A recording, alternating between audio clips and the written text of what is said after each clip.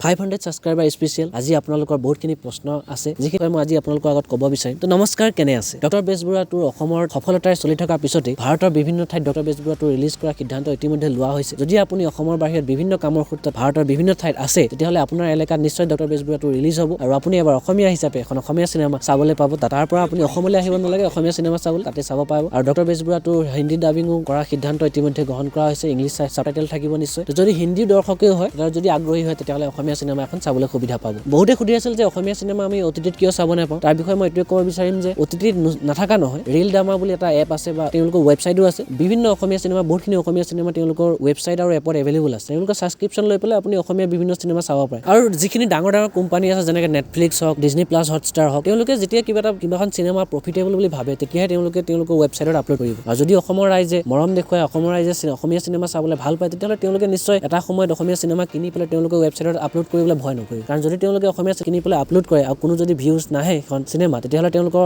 লোকচান হ'ব আৰু আপুনিও জানে মই জানো কিবা এটা লোকচান বিজনেছত আমিতো কেতিয়াও ইনভেষ্ট নকৰো নহয় জানো তো সেইটোৱে কথা হয় আৰু ডক্টৰ বেজবৰুৱা2ক অসমৰ ৰাইজে যিমান মৰম দিছে তেনেকৈ যদি অসমীয়া প্ৰতিখন সিনেমাকে ৰাইজে মৰম দিবলৈ আৰম্ভ কৰে তেতিয়াহলে নিশ্চয় সেইবিলাক ৱেবছাইটতো তেনেকুৱা প্লেটফৰ্মতো আমি অসমীয়া সিনেমা দেখিবলৈ পাই যাম আৰু এটা প্ৰশ্ন মই কমেণ্টত পাইছিলোঁ যে ডক্টৰ বেজবৰুৱা3 আহিব পাৰে নেকি তাৰ কাৰণে মই আপোনালোকক ইমানেই ক'ব বিচাৰিম যে ডক্টৰ বেজবৰুৱা3 অহা ভাৱনা সিমানেই আছে যিমান মোৰ এই চেনেলটোত 1 লাখ সাবস্ক্ৰাইবাৰ হোৱাৰ সম্ভাৱনা তো আপোনালোকে যদি মৰম চেনেহ দি থাকে তেতিয়াহলে ডক্টৰ বেজবৰুৱা3 আহিব মোৰ চেনেলত 1 লাখ সাবস্ক্ৰাইবাৰ হ'ব বাকি আপোনালোকে নিশ্চয় বুজি পাইছে মই কি ক'ব বিচাৰিছো কিন্তু যদি ডক্টৰ বেজবৰুৱা3 আহে তেতিয়াহলে 2 লগত কোনো লিংক নাথাকিব কাৰণ 2তে অলৰেডি কাহিনী শেষ হৈ গৈছে আৰু যদি 3 বনাম বুলি ভাবে এটা নতুন কাহিনী নতুনকৈ বনাব পাৰিব বা পুৰণা ডক্টৰ বেজবৰুৱা যিখন আছে 1969 চনৰ সেইখন চিনেমাৰ লগত লিংক ৰাখি পেলাই ডক্টৰ বেজবৰুৱা3 বনাব পাৰিব পাৰে তো সম্ভাৱনা আছে চাই থাকো যদি আহে নিশ্চয় আমি গম পামেই সকলো আৰু এক্সাইটমেণ্টটো কিমানে বাঢ়ি যাব যদি আহি যায় নহয় জানো কমেণ্টত জনাব আপোনালোকে কি ভাবে যে ডক্টৰ বেজবৰুৱা3 আহিব নে নাহে আৰু এটা প্ৰশ্ন আছিল যে ডক্টৰ বেজবৰুৱা2 চিনেমাখনে যিটো অসমৰ গোটেইখিনি চিনেমাৰ ৰেকৰ্ড ভাঙি পেলাই 41 লাখ টকাৰ অপেনিং ল'বলৈ সক্ষম হৈছিল সেই ৰেকৰ্ডটো আচলতে অসমীয়া চিনেমা ভাঙিব পাৰিব নেকি বা আহি থকা অসমীয়া চিনেমা কোনোবা তেনেকুৱা ওলাব নেকি যে 41 লাখতকৈ বেছি অপেনিং ল'ব পাৰিব প্ৰথম দিনাখন বক্স অফিচত তাৰ বিষয়ে মই আপোনালোকক ক'ব বিচাৰিম নিশ্চয় এইটো সম্ভৱ হ'ব পাৰে কাৰণ ডক্টৰ বেজবৰুৱা2 চিনেমাখনৰ বক্স অফিচ কালেকশ্যন যদি আপোনালোকে ভালকৈ চাই প্ৰথম দিনাখন 41 লাখ আছিল আৰু ছেকেণ্ড দিনাখন 60 লাখ প্লাছ আছিল তো এইটো সম্ভৱ হয় যে প্ৰথম দিনাখনে কোনোবা নতুন এখন অসমীয়া চিনেমা 60 লাখৰ অপেনিং ল'বলৈ সক্ষম হ'ব পাৰে কাৰণ এই বছৰতে আহি থকা চিনেমা বহুত এক্সাইটিং হৈ আছে বহুত হাইপ বনি আছে ৰাঘৱ আৰু ৰঘুপতি সেই দুখন চিনেমা যদি প্ৰপাৰ মাৰ্কেটিং হয় প্ৰমোশ্যন হয় তেতিয়াহ'লে নিশ্চয় 60 লাখ টকা অপেনিং লৈ পেলাই কোনোবা এখন চিনেমা ওলাই আহিব পাৰে আৰু ডক্টৰ বেজবৰুৱা2 সকলো ৰেকৰ্ড ভাঙি দিব পাৰে সেইটো আশা ৰাখিছোঁ ভাঙৰ কাৰণে তেনেকৈ যদি সম্ভৱ হয় সেই ভাঙাটো যদি সম্ভৱ হৈ উঠে অসমীয়া চিনেমাৰ কাৰণে এটা ভাল নিউজ হ'ব অসমীয়া চিনেমা বহুত আগবাঢ়ি গুচি যাব তেনেকুৱা হ'বলৈ পাৰিলে আপোনালোকে কি ভাবে যে ডক্টৰ বেজবৰুৱা2 ৰেকৰ্ড ভাঙিব পাৰিবনে এই বছৰে ৰঘুপতি নে ৰাঘৱ সেইটো বিষয়ে মই নিশ্চয় এটা পোল দিম তাত আপোনালোকে ভোট কৰি জনাব আপোনালোকে কি ভাবে আপোনালোক সকলোকে মই অন্তৰৰ পৰা ধন্যবাদ জনাব বিচাৰিছোঁ কাৰণ মোৰ চেনেলটো ছাবস্ক্ৰাইবাৰ 500 প্লাছ হৈ গ'ল আৰু আপোনালোকে ইমান মৰম আৰু ইমান ভাল পোৱা দিলে আৰু আগলৈও দি যাব আৰু অসমীয়া চিনেমা জগতৰ লগত জড়িত নতুন আপডেটবিলাক পাই থাকিব চেনেলটো ছাবস্ক্ৰাইব কৰি ল'ব লাইক কমেণ্ট শ্বেয়াৰ কৰিব যদি ভাল লাগে আৰু ধন্যবাদ